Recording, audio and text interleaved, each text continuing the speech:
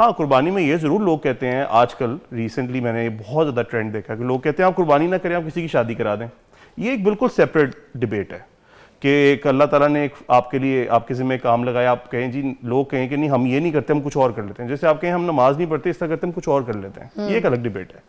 But अगर हम blood के ऊपर स्पेसिफिकली बात करें तो ये फोबिया, ये हमारे साइकोलॉजी के अंदर बड़े अच्छे तरीके से इसको डिस्कस किया जाता है और हमारे माशरे में इसके ऊपर ट्रीटमेंट भी किया जाता है, इसको मैनेज भी किया जाता है, ये ठीक भी हो जाता है। और ठीक कैसे होता है, आप छोटे बच्चे की मिसाल ले लें। जैसे एक बिल्कुल छोटा बच्चा जिसको ब्लड के बारे में कुछ नहीं पता, जब वो पहली दफ़ा ब्लड देखता है, आपके रिएक्शन को नोटिस करता है वो, आपका क्या रिएक्शन है। अगर पेरेंट्स भी डरे हुए हैं, वो भी डरना शुरू हो जाएगा। और अगर पेरेंट्स उसको एक्सप्लेन कर रहे हैं कि why we are doing this, हम ये कर क्यों रहे हैं, तो नेक्स्ट टाइम वो बड़े शौक से खड़ा होकर देखेगा। तो अगर आपने अपनी लॉजिकल रीजनिंग, यानी जो आपके माइंड के पीछे एक थॉट है, उस थॉट प्रोसेस को अच्छे से बिल्ड किया, तो फिर आपको ये कभी नहीं होगा। मगर अब हमारी जो यूथ है, अभी जो नई जनरेशन है, उनमें ज़्यादा, पुराने वक्तों में ऐसे नहीं होता था। मुझे नहीं याद मैंने अपने घर में कभी किसी को ऐसे देखा हो, रिश्तेदारों में देखा। मगर अब आजकल तो हर दूसरा ये बात कर रहा है, चाहे लड़का है या लड़की है, इतने नाजुक हो गए, इतने नाजुक हो गए, कैसी बातें कर रहे हैं। जी जी, देखें जिस माशरे में मैं बड़ा हुआ, मैं भी इसी माशरे में बड़ा हुआ, एक नॉर्मल इंसान हूँ, मिडिल क्लास से हूँ। मेरे पेरेंट्स ने तो सिखाया कि आप छुरी भी खुद फेरें। हाँ, असल में अगर हम इसको कुर्बानी से जोड़ेंगे तो कुर्बानी का बिल्कुल कॉन्सेप्ट फ़र्क है। कुर्बानी में तो अल्लाह ताला ये फरमाते हैं कि आपकी जो सबसे बेहतरीन करीबी चीज़ है, आप उसको कुर्बान करें अल्लाह के लिए। वो इंसान नहीं हो सकता, हाँ। इसलिए अल्लाह ताला ने आपको एक ऑप्शन दिया कि आप एक जानवर ले लें, उसको पालें, उससे आप उनसियत डेवलप करें। ऐसे ही जब आपको वो पसंद आ जाए, बहुत करीब आपके रहे, आपके साथ पले बड़े, आप देखें बकरे को और बकरियों को अल्लाह ताला ने हर नबी को ये सिखाया कि वो बकरियां चराए, और उसके साथ आपकी एक डेवलपमेंट हो जाती है, आपकी एक रिलेशनशिप। वो बकरा आपको फॉलो भी करेगा, आपके साथ आपके इंतज़ार करेगा, हैप्पी होगा, अपनी टेल भी हिलाएगा इवन जब आप उसके पास लेके जाएंगे खाना। तो जब आप उसको कुर्बान करते हैं तो एक्चुअल में आप सैक्रिफाइस कर रहे होते हैं अल्लाह के लिए। ये उसकी पीछे रीजनिंग है, लेकिन उसकी रीजनिंग ये नहीं है कि हम असल में उसका खून बहाने के लिए या उसको खाने के लिए कर रहे हैं। अगर आप ये देखें कि पूरी दुनिया के अंदर यूजुअली ईद के अलावा कितनी स्लॉटर किया जाता है, कितने एनिमल्स को, तो आप देखेंगे वो नंबर बहुत ज़्यादा है, बहुत ज़्यादा है। यानी बीफ को अगर आप ये ले लेंगे, अगर बीफ कितना ज़्यादा स्लॉटर किया जाता है, काऊ कितनी ज़्यादा स्लॉटर की जाती है, सबसे बड़ा नंबर इंडिया का है जहाँ पे उसको एज अ गॉड लिया जाता है। सो ब्लड का ताल्लुक, ब्लड हीमोफोबिया का ताल्लुक कुर्बानी से नहीं है। कुर्बानी इज़ अ सेपरेट थिंग। आपको ब्लड से इशू है, वो बिल्कुल आइडेंटिफाई किया जाना चाहिए कि क्यों है, क्यों आपकी ऐसी रीजनिंग डेवलप होगी कि अब आपको इतना खौफ महसूस होता है कि जैसे ही आप ब्लड देखते हैं। नाज़रीन, कुर्बानी का जैसी वो टाइम आता है तो कुछ बच्चे जो हैं फेंट हो जाते हैं, उनको बहुत फोबिया होता है, वो खून नहीं देख सकते। यूथ में आजकल की नस्ल, जो नौजवान नस्ल, उनको तो बहुत ज़्यादा इश्यूज़ हो रहे हैं, ठीक है, तो वो तो बहुत ही कमज़ोर दिल लोग हैं। तो इसका इलाज जो है आज पूछते हैं हसन साहब से। मुझे बताइएगा कि अब इस तरीके के लोगों के लिए जो सिचुएशन है उसको किस तरह से नॉर्मलाइज किया जा सकता है, क्योंकि लड़कों ने कुर्बानी तो करवानी है, देखनी है, और अगर लड़कियां भी देख रही हैं तो वो कुर्बानी है देखें, जो अल्लाह की राह में की जा रही है। इसमें फेंट होने वाली कौन सी बात है, उल्टियाँ करने वाली कौन सी बात है, इसका इलाज क्या है? अब देखें, इसका इलाज से पहले आपको ये समझना पड़ेगा होता क्यों है। ये एक इलॉजिकल थॉट है, आपको खून से, स्पाइडर से, किसी भी चीज़ से फोबिया हो रहा है, हाइट से हो रहा है, पानी से हो रहा है, किसी भी चीज़ से हो सकता है। देखना पड़ता है कि देखना ज़रूरी ये है कि ये पहले समझना ज़रूरी है कि ये इलॉजिकल है, यानी इसके पीछे कोई ऐसी बेसिस नहीं है जिसकी वजह से आप ये कह सकें कि ये वाकई में को बहुत रीजनड लॉजिक है कि जिसकी वजह से हमें ये हो रहा है। सो आप जब एक इंसान को जिसको उसका नॉलेज नहीं है उसके बारे में एक्सप्लेन करेंगे, बताएंगे, जिसे हम अपने साइकोलॉजिकल लैंग्वेज में कहते हैं कि थेरेपी करेंगे, उसकी इररेशनल थॉट्स को रैशनल थॉट्स में कन्वर्ट करेंगे, तो उसके अंदर एक्सेप्टेंस आना शुरू होगी। फिर आहिस्ता आहिस्ता और तरीका फॉलो किया जाएगा, जैसे एक्सपोज करना टूवर्ड्स खून। ज़्यादा खून ना दिखाएं, थोड़ा सा दिखाएं।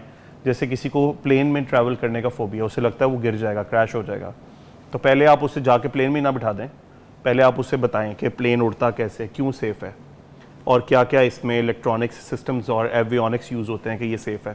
फिर उसे एयरपोर्ट ले जाएं, उड़ता हुआ दिखाएं, आहिस्ता आहिस्ता एक्सपोज करें टूवर्ड्स दैट स्पेसिफिक पोजीशन जहाँ पे उसे फेंटनेस हो रही थी। मैं बताने लगा था कि ब्लड के अंदर जो हीमोफोबिया, ये ब्लड से फोबिया होता है, इसके अंदर एक स्पेसिफिक जो है वो यूज़ होता है वेसोवेगल रिस्पॉन्स बॉडी का। ये इसमें एकदम ब्लड प्रेशर पहले बहुत ज़्यादा स्पाइक लेता है और फिर एकदम इतना डाउन हो जाता है कि लोग फेंट हो जाते हैं। ये इसका स्पेसिफिक ब्लड की तरफ रिस्पॉन्स है। आप अक्सर लोगों को देखेंगे कि उन्होंने कोई एक्सीडेंट जो है वो विटनेस कर लिया और वो फेंट हो गए।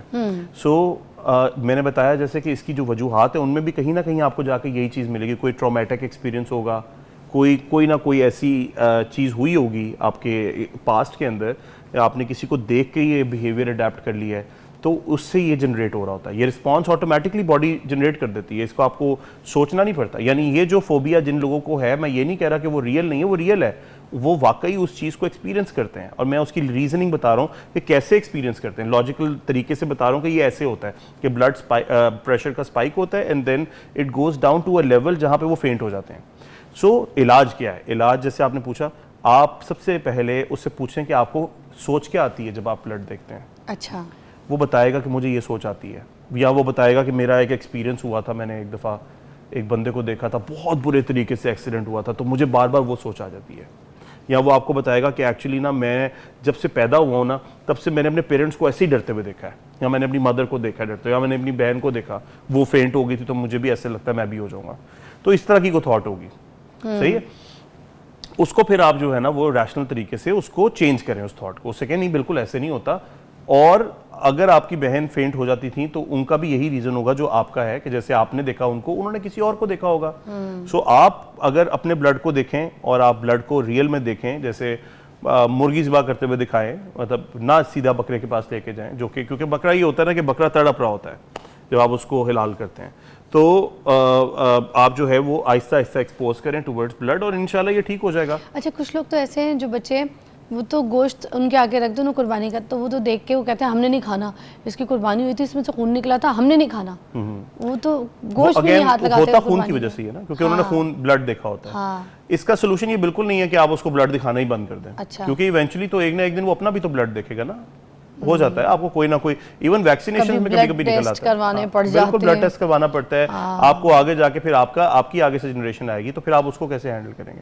तो आपको अल्लाह ना करे कभी ऐसी जरूरत पड़े कि आपको ब्लड देखना पड़े, लेकिन पड़ जाता है जरूरी। मतलब आप किसी को डोनेट ही करने जा रहे हैं, तो आप कि आपका ब्लड ऐसा है कि आप मतलब ओ नेगेटिव है, रेयर है, आपने किसी को डोनेट करना आप नहीं करेंगे क्योंकि आपको ब्लड के साथ फोबिया है।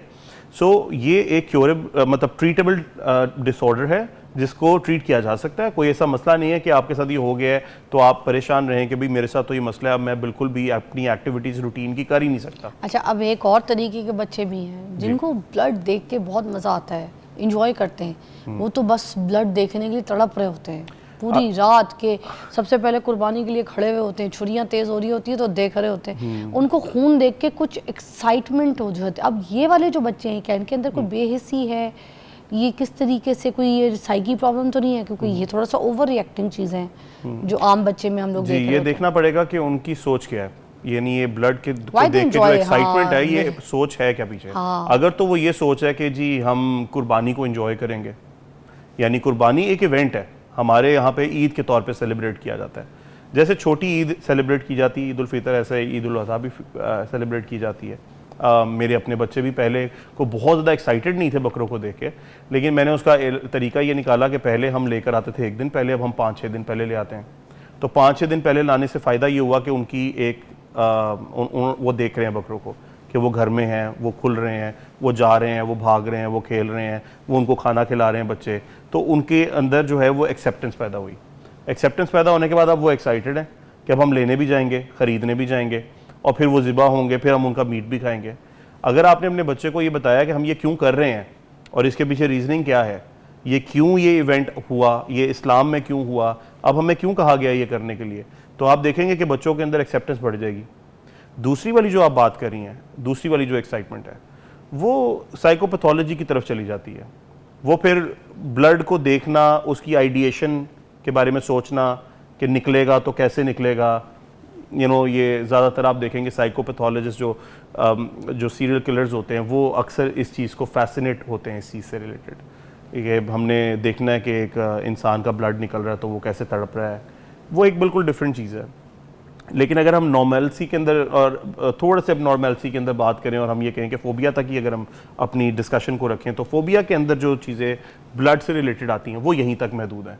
कि आपको फेंटनेस होगी, आप डर जाएंगे, और उसकी रीजनिंग जैसे मैंने आपको बताया कि यहाँ तो वो लर्नड बिहेवियर है या वो ट्रॉमेटिक एक्सपीरियंस है या हेरेडिटरी है, चला आ रहा है, और वो ठीक किया जा सकता है, बेहतर किया जा सकता है उसको, कि इवेंचुअली आप अगली ईद के ऊपर जो है ना वो इतनी एक्सेप्टेंस पैदा कर लें कि आप जो है वो आसानी से अपनी जो रिलीजियस एक्टिविटी है उसको आप इंजॉय भी कर सकें और उसको पूरा भी कर सकें। अच्छा, कुछ बच्चों को चोट लग जाए ना, कोई घुटना फट जाए, ब्लड निकल रहा हो, तो उसको सूखने नहीं देते, उसको ज़बरदस्ती ना हाथ मार मार के खून निकालते रहते हैं, इंजॉय करते हैं अपनी जख्म को भी ना, छीलते रहते हैं, हाथ में लग जाए, उंगली में लग जाए, घुटनों में लग जाए, वो उसका ना ब्लड इंजॉय करते हैं। तो ऐसी सूरत में भी क्या हमें माहिर नफ्सियात को दिखाना चाहिए बच्चों को?